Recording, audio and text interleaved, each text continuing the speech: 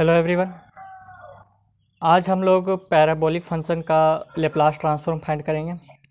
तो लेट करते हैं, let f t is equals to t square. Okay, तो सबसे पहले हम इसका ग्राफ निकालते हैं। ओके, तो जब हम टी के स्थान पर जब जीरो को रखेंगे, टी के स्थान पर जब जीरो को रखेंगे तो हमारा एफ टी का वैल्यू क्या आएगा, क्योंकि f t is equals to हमारा टी स्क्वायर है। तो जब टी के स्थान पर जीरो को रखेंगे तो जीरो का स्क्वायर हमारा क्या आ जाएगा, जीरो आ जाएगा। उसी तरह हम जब टी के स्थान पर वन को रखेंगे तो वन का स्क्वायर यानी कि वन ही आ जाएगा। उसी तरह जब हम टू को रखेंगे यानी कि टू का स्क्वायर तो हमारा क्या आ जाएगा, फोर। यानी कि अगर हम फिर इस थ्री को रखते हैं इस टी पर, यानी कि हम टी का वैल्यू अगर हम थ्री लेते हैं तो एफ टी का वैल्यू हमारा क्या आ जाएगा, थ्री का square, that is f t is equals to t square है। तो थ्री का square that is equals to 9। जब हम टी के स्थान पर -1 को रखेंगे तो टी स्क्वायर का वैल्यू हमारा क्या आ जाएगा, तो टी स्क्वायर का वैल्यू आएगा दैट इज -1 का होल स्क्वायर। तो -1 का होल स्क्वायर यानी 1। उसी तरह जब हम टी इज इक्वल्स टू -2 लेंगे तो हमारा वैल्यू क्या आ जाएगा, -2 का स्क्वायर। इसको जब हम टी स्क्वायर में पुट करेंगे -2 को तो -2 का स्क्वायर यानी कि 4। ओके, उसी तरह जब हम टी इज इक्वल्स टू -3 लेंगे तो हमारा f t is equals to t square क्या आएगा, दैट इज -3 का स्क्वायर यानी कि 9। उसी तरह हम टी के स्थान पर -4 को लेंगे तो हमारा f t is equals to क्या आएगा, दैट इज -4 का स्क्वायर यानी कि 16। ओके, इसी तरह चलता जाएगा। तो जो इसका ग्राफ ड्रॉ होगा वो होगा हमारा, जब जीरो रखें टी पर, देखिए टी हमारा ये हो गया और ये हमारा एफ टी हो गया। ओके, जब टी के स्थान पर हम लोग जीरो रखें तो हमारा एफ टी का वैल्यू क्या आया, जीरो आया। उसी तरह जब हम टी के स्थान पर वन को रखें यानी कि वन हमारा ये हो गया तो हमारा एफ टी का वैल्यू क्या आया, 1। तो ये पॉइंट हो गया। उसी तरह जब हम टी के स्थान पर टू को रखें तो टी इज इक्वल्स टू 2 हमारा ये हो जाएगा। ओके, तो f t is equals to हमारा क्या है, 4। तो यहाँ हो जाएगा इसका पॉइंट। ठीक है, जब थ्री हो टी का स्थान पर जब हम थ्री को रखें यानी कि थ्री हमारा यहाँ पर है तो इसका टी स्क्वायर क्या है हमारा 9 यहाँ पर, तो ये पॉइंट हो गया। ओके, तो उसी तरह जब हम -1 को रखेंगे तो हमारा वैल्यू ये -1 है तो टी स्क्वायर का वैल्यू 1 आ जाएगा, एफ टी का वैल्यू। ठीक है, क्योंकि f t is equals to हमारा टी स्क्वायर है। ओके, उसी तरह जब हम -2 को रखें तो -2 यहाँ है तो जब इसका टी स्क्वायर हुआ तो 4 हो गया, तो ये यहाँ पर आ जाएगा पॉइंट। उसी तरह जब हम टी के स्थान पर -3 को रखते हैं तो -3 हमारे यहाँ पर है तो इसका क्या है टी स्क्वायर में 9, तो हमारा पॉइंट ये हो जाएगा। तो इसका ग्राफ बनेगा कैसे, इस तरीके से इसका ग्राफ बनेगा, पैराबोला। ठीक है, पैराबोलिक ग्राफ बनेगा। लेकिन लेप्लास ट्रांसफॉर्म में पैराबोलिक फंक्शन का एक कंडीशन है, यानी कि f t is equals to 0 if t is less than 0। जब टी है सो इससे छोटा होगा वैल्यू, ठीक है, 0 से छोटा होगा टी का वैल्यू तो वो 0 हो जाएगा, और वही t is greater than equals to 0 पर टी स्क्वायर होगा। ठीक है, तो ये इसका रियल ग्राफ नहीं, इसका रियल ग्राफ हमारा बनेगा कुछ इस तरीके से। ओके, ये ग्राफ रहेगा हमारा, ये f t is equals to t square.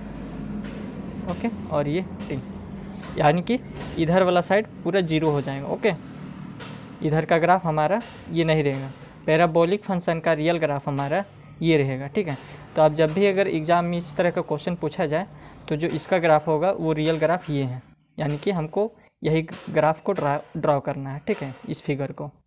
Okay, तो मैंने ये ग्राफ को बस कॉन्सेप्ट बताने के लिए लिया था कि इसका ग्राफ है सो कैसे बनता है। ठीक है, तो इक्वेशन है हमारा लेप्लास ट्रांसफॉर्म का, वो क्या होता है, that is Laplace of f t d t is equals to integration 0 to ∞ f t dot e to the power -s t dt।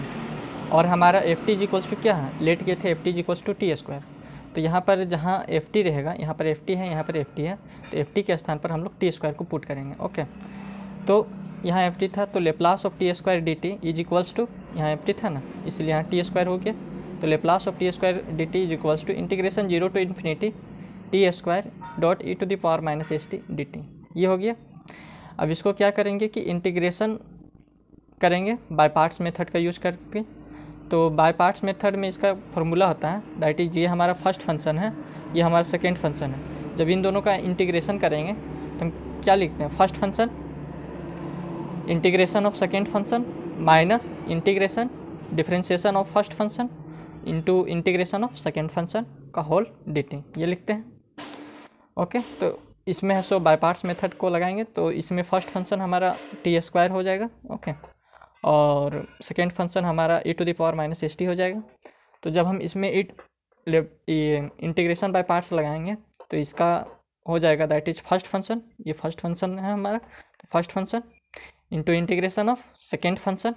Okay, minus, बीच में माइनस है देखिए यहाँ पर, माइनस इंटीग्रेशन ऑफ, इंटीग्रेशन का साइन, ओके, ब्रैकेट, फिर differentiation of first function into integration of second function dt का whole dt। Okay, तो जब हम इसका इंटीग्रेशन करेंगे e to the power minus s t d t का, तो हम एक फार्मूला जानते हैं, दैट इज, हमारा फार्मूला क्या होता है, integration of e to the power minus s t d t का इंटीग्रेशन होता है हमारा 1 - 1 अपॉन में s dot e to the power minus s t, ये होता है। ओके, तो इसका जब इंटीग्रेशन करेंगे तो हमारा क्या आ जाएगा, e to the power minus s t upon में माइनस एस। ठीक है, लिमिट आ जाएगा हमारा 0 टू इन्फिनिटी। फिर यहाँ देखिए माइनस इंटीग्रेशन 0 टू इन्फिनिटी, इसका डिफ्रेंशिएशन करेंगे तो 2 नीचे आ जाएगा और इसका t का एक पावर घट जाएगा। ओके, तो जब इसका एक पावर घटेगा यानी कि 2 - 1 होगा तो पावर इसका 1 आ जाएगा। ओके, और ये 2 नीचे में आ जाएगा तो 2t का पावर 1 इंटू, फिर इसका इंटीग्रेशन करेंगे तो सेम हमारा यही वाला आ जाएगा e to the power minus s t upon में एस और ये होल dt। ओके, फिर इसमें है सो हम लोग लिमिट पुट करेंगे इस वैल्यू में। तो जब इसमें लिमिट पुट करेंगे तो अपर लिमिट माइनस लोअर लिमिट करते हैं, तो एक बार t के स्थान पर हम लोग इन्फिनिटी पुट करेंगे और एक बार t के स्थान पर 0 को पुट करेंगे। तो इस पूरे वैल्यू को लिख लिए हम और t के स्थान पर इन्फिनिटी को पुट किए, अपर limit minus lower limit, lower limit में फिर एक बार इस पूरे वैल्यू को लिखेंगे और जहाँ जहाँ t है, यहाँ t है, यहाँ t है, उसके स्थान पर हम लोग 0 को पुट करेंगे। तो 0 का square into e to the power minus s into 0 upon में माइनस एस। ओके, और हम जानते हैं कि e टू द पावर 0 का वैल्यू हमारा क्या होता है, 1 होता है, और e to the power infinity का वैल्यू क्या होता है हमारा 0 होता है। ठीक है, तो यहाँ पर देखिए कि e to the power infinity है, तो e to the power infinity का वैल्यू ये क्या हो जाएगा 0, 0 इंटू दिस, तो ये पूरा फंक्शन क्या हो जाएगा 0। उसके बाद यहाँ देखिए e टू द पावर 0 का वैल्यू हमारा 1 होता है, तो 1 इंटू 0, तो ये पूरा क्या हो जाएगा 0 हो जाएगा। ओके, यानी कि ये यहाँ से यहाँ तक का पूरा फंक्शन हमारा क्या हो गया 0 हो गया। ओके, सिर्फ हमारा ये बचा है, तो इसमें से क्या करेंगे 2 अपॉन में माइनस एस को बाहर ले लेंगे, तो यहाँ पर माइनस है और ये माइनस है, तो इधर बाहर निकलेगा तो प्लस 2 अपॉन में एस बनाएगा। Integration 0 to infinity t dot e to the power minus s t d t, ये हो गया। फिर इसमें क्या करेंगे, बाय पार्ट्स मेथड का यूज करके इसको इंटीग्रेट करेंगे। ओके, तो इसे हम फिर से मानेंगे इसे फर्स्ट फंक्शन और इसे सेकेंड फंक्शन। ओके, तो ये 2/s बाहर में था तो ये 2/s बाहर में रहेगा, और first function integration of second function minus integration 0 to infinity differentiation of first function into integration of second function dt का होल dt, ये हो गया हमारा। 2/s बाहर में था और इंटीग्रेशन होता है e to the power minus s t का इंटीग्रेशन होता है हमारा, that is integration of e to the power minus s t dt का इंटीग्रेशन होता है हमारा -1 अपॉन में s into e to the power minus s t. तो ये इंटीग्रेशन किए इसका, तो यहाँ पर ये वैल्यू आ गया e to the power minus s t upon minus s, limit आ गया हमारा 0 टू इन्फिनिटी। फिर ये minus sign integration 0 to infinity. Okay, फिर यहाँ पर dt अपॉन में dt यानी कि 1 बचेगा केवल। ओके, जब इसका डिफ्रेंशिएशन किए तो, और ये इसका जब इंटीग्रेशन होगा तो हमारा ये वैल्यू आ जाएगा e to the power minus s t upon में माइनस एस, क्योंकि integration e to the power minus s t d t का होता है e to minus e to the power minus s t upon में s. ठीक है, तो ये माइनस है यहाँ पर इसलिए ये नीचे में है माइनस इसका, तो ये ऊपर में हो सकता है, ठीक है, नीचे में रहे या ऊपर में रहे उससे कोई मतलब नहीं है, इंटू डी टी।